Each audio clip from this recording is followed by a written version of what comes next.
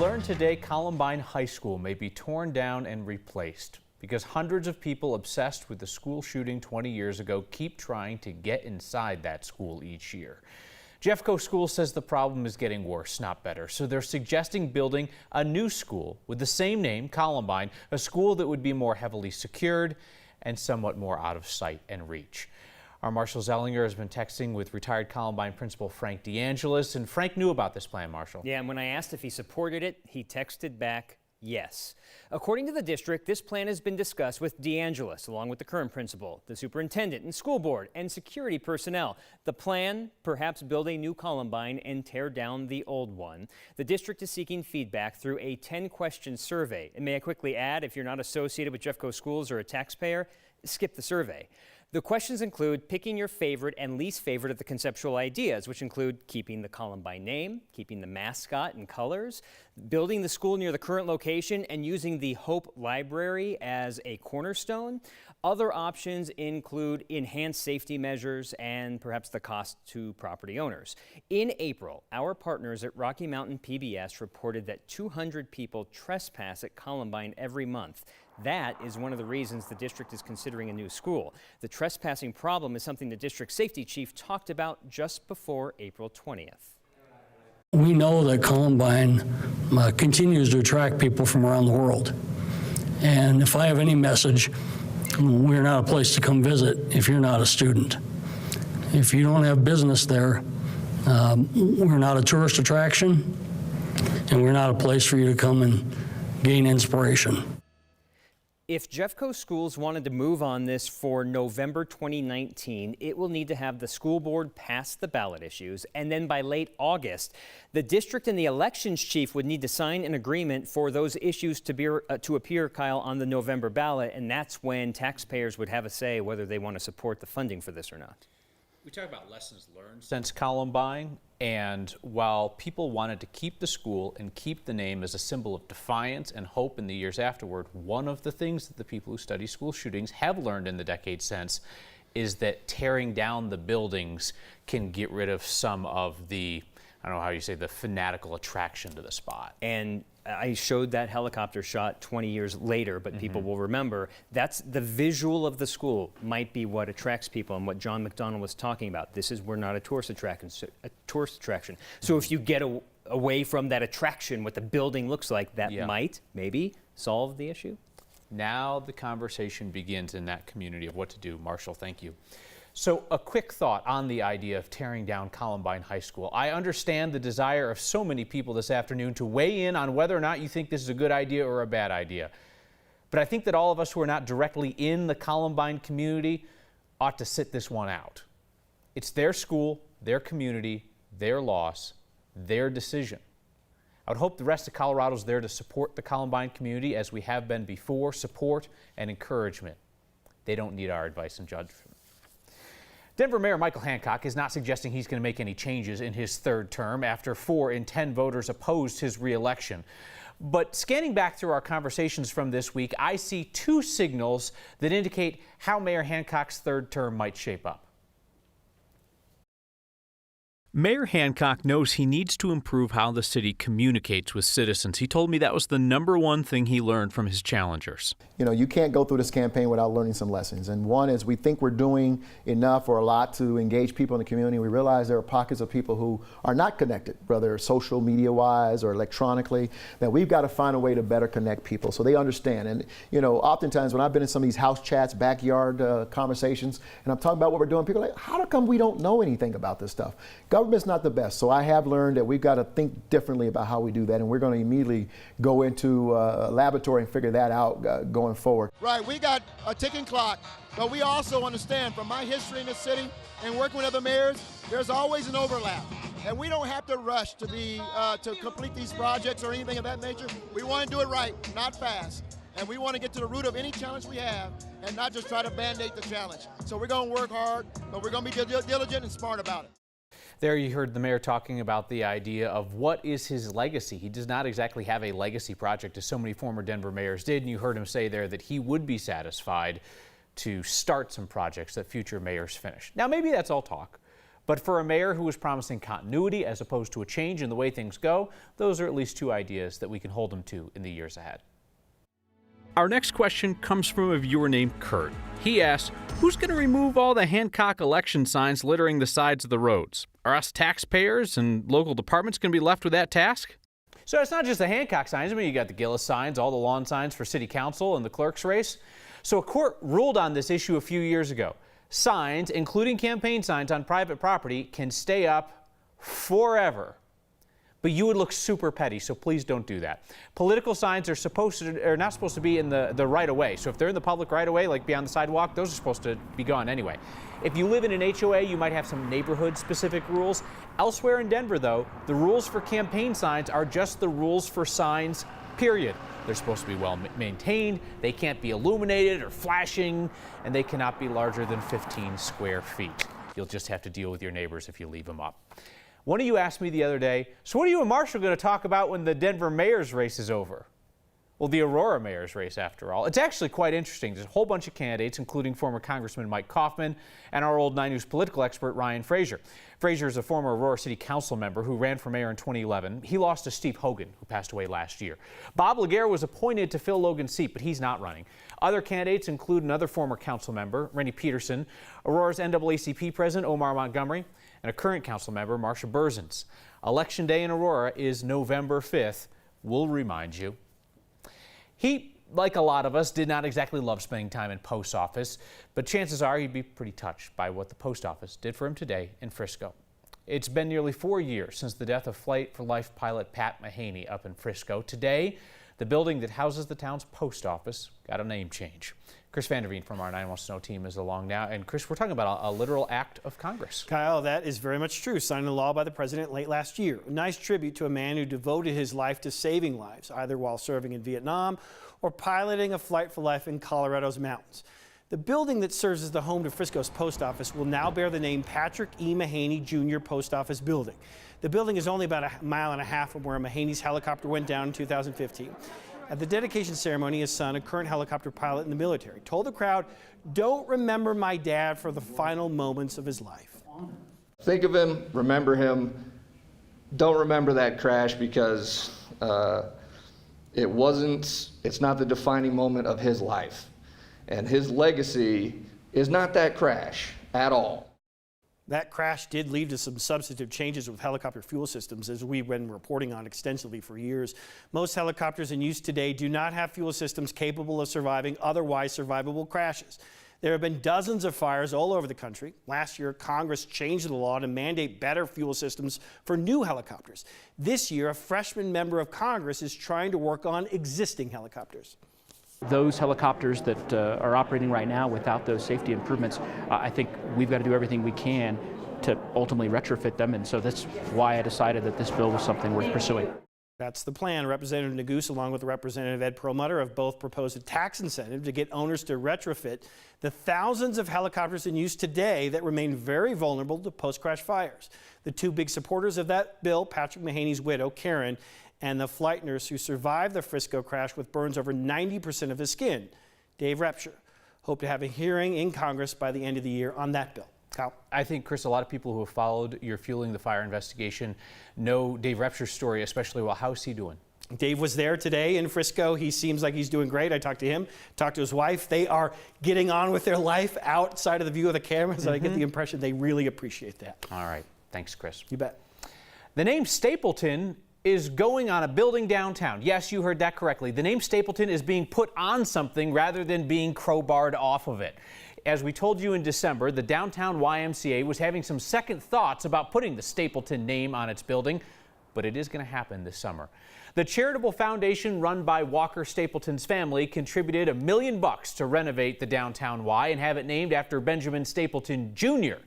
Jr., that is the son of the former Denver mayor Benjamin Stapleton Sr. The elder Stapleton was the one in the KKK. We're not supposed to hold the son responsible for the sins of the father unless the grandson or great-grandson is running for office, and that's politically convenient for some people. Just last month, the Denver School of Science and Technology took Stapleton off its name and replaced it with Montview. Many veterans have never seen the memorial celebrating their service. They're vets. They earned it. okay? People don't realize what they went through. Honor flights get them there. Coloradans' donations get them there. More dinosaur fossils are turning up in Highlands Ranch. And it turns out that there was actually a bunch more bone left in the hillside. And Colorado looks back to what happened here 100 years ago. I think Colorado has always been on the forefront relative to women. What women did and continue to do next.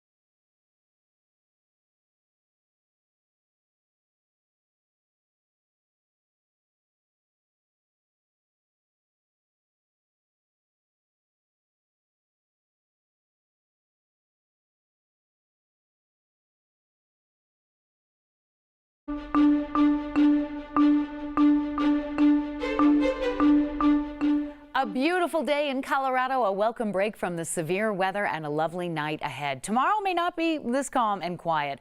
Our high today at 81. We could go 4 or 5 degrees warmer tomorrow, but that heat will fuel stronger thunderstorms in the afternoon. Sandwiched in between one storm in the northwest, a second center of circulation down to the south, but all the activity in the foothills and higher terrain, and even that thunderstorm activity very isolated in nature. So enjoy the calm weather tonight. Wonderful weather to start your day tomorrow, but late in the day, a few thunderstorms could have hail and heavy rain. Fair skies and 57 tonight. Tomorrow morning, lots of sunshine and a quick warm up. 85. The storms roll in between 2 and 5. We're warm with an afternoon storm on Saturday and then cooler and windy on Sunday. A couple of storms popping up early next week. But Kyle, this is pretty typical for springtime in Colorado. Pretty typical has worked out okay for me in life. Thank you, Kathy. Veterans are supporting veterans today as the world marks 75 years since D-Day. Vets here are answering our phones as Rocky Mountain Honor Flight raises money to send veterans to Washington to see the memorials that honor their service.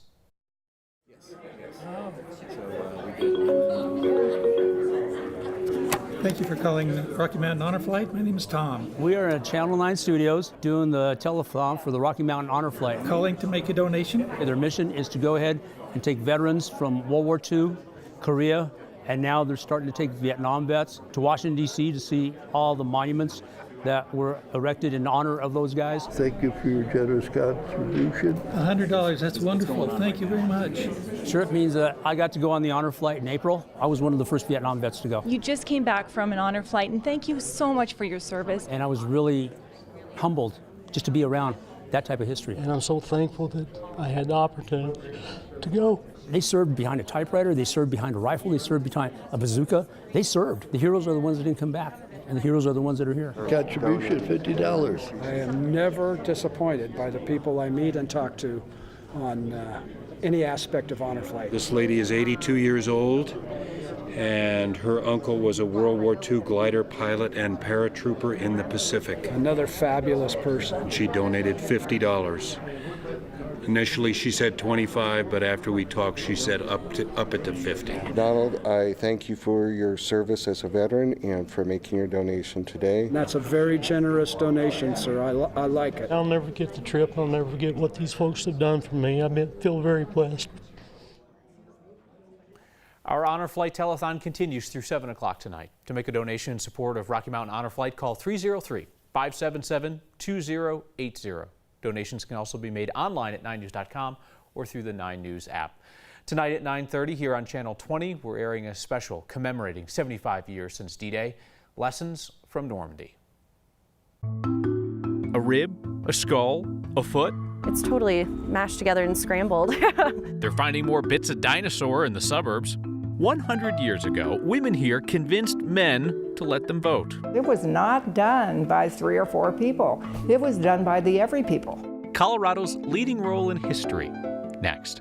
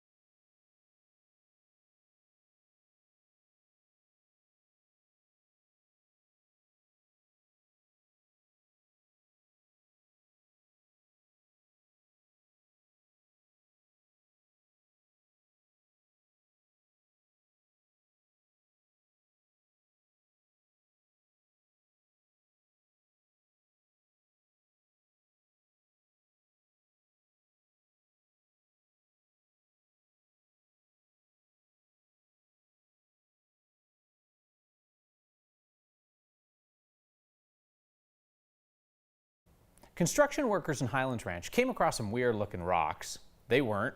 They were dinosaur bones. So good thing they called in the Denver Museum of Nature and Science. It was some kind of horned dinosaur like a triceratops. So they hauled in 20 or so bones to the museum last week. Following day, found some more fossils, then more and more. The newest finds include bones that might help them identify the exact kind of dinosaur. The scapula is interesting just because it's great to have those big robust elements from a dinosaur. And then anytime you find the piece of a skull, usually that's the part of the dinosaur that is able to help you diagnose what type of dinosaur it is, so genus and species, and hopefully be able to tell us exactly what kind of horned dinosaur it is. Genus. They expect it to take at least another week to uncover and excavate what they found so far, and if they find more bones, well then they just keep working. Colorado has the largest percentage of female state legislators in America. Just this week, we told you when women gained a majority on Denver City Council. It's all fitting, considering what happened in Colorado 100 years ago. We are in the Byers-Evans House, which is History Colorado's Center for Colorado Women's History. I'm Kathy Finland, and I'm chair of History Colorado, and I'm also chair of the Colorado Women's Vote Commission. This month is really important because it's the month where the 19th Amendment was offered up to all the state legislatures in the nation to approve the right to vote for women. And this was in 1919, and it passed and was put into place in 1920. It took many events, and it took many events across the nation and conditions to be set right for this passage. Well, the West was moving more quickly towards giving right to vote to women and to others long before the rest of the country was. And in 1893, Colorado was the first state to offer the right to vote to women by popular referendum. Colorado, Utah, Wyoming, these states led the way. And the impact of the West and these states choosing this pathway means that the rest of the country saw that it was possible. And the domino kind of effect was helpful to the national movement. Whether it was the ultimate leverage, we don't know. But what we do know is that we were there first, and we were there for a reason, and we had a great impact by doing so. Establishing the Colorado Women's Vote Centennial Commission is actually John Hickenlooper's final executive order in his time as governor. There's disagreement about what I said on tearing down Columbine High School. Nothing wrong with disagreement. We welcome it in your feedback next.